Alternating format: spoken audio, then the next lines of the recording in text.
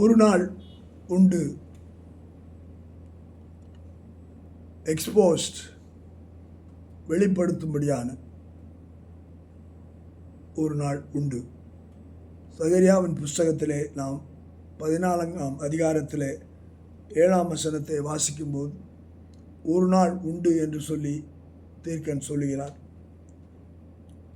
அந்த நாளிலே பார்க்கும் அது எப்படியா இருக்குமாம், மப்பும் அந்தாருமான நாளாய் இருக்கும் என்று சொல்லப்படுகிறது.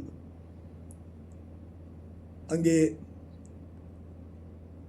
அந்த மப்பும் அந்தாரமாக இருக்கும்படியான நாள் அது கர்த்தருக்கு தெரிந்த நாள்.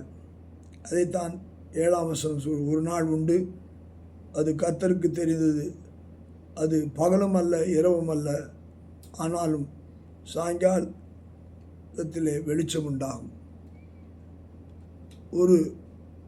அந்த நாள் மப்பும் மந்தாரமான நாள். அதுதான் வெளிச்சமும் இருக்காது, இருளும் இருக்காது, மந்தாரமான நாள்.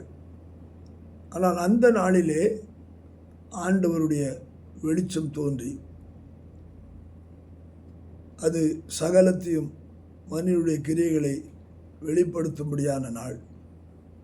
அந்த நாள் சந்திக்கத்தக்கதாக நாம் கர்த்தருக்குள்ளாய் இருந்தோமே என்றால், கர்த்தருக்கு கீழ்ப்படிந்த அவருடைய அன்பிலே நிலைத்திருந்தோம் என்றால், அந்த நாளிலே நாம் கர்த்தரை அந்த மப்பும் மந்தாரமான நாளிலே தேவன் நான் எப்படிப்பட்டவன் என்பதை நான் என் உள்ளத்திலே அறிந்திருந்தபடினாலே நான் அவரை சந்திக்கும்படியான அந்த நாளாய் இருக்கத்தக்கதாக நாம் இந்த நாளிலே எச்சரிக்கப்படுகிறோம். அந்த மப்பும் மந்தாரமான நாள் கர்த்தருக்கு தெரியும். அந்த நாளுக்கு ஆயத்தப்படுவோம். கர்த்தர் நம்மை ஆசீர்வதிப்பாராக. ஆமேன், ஆமேன்.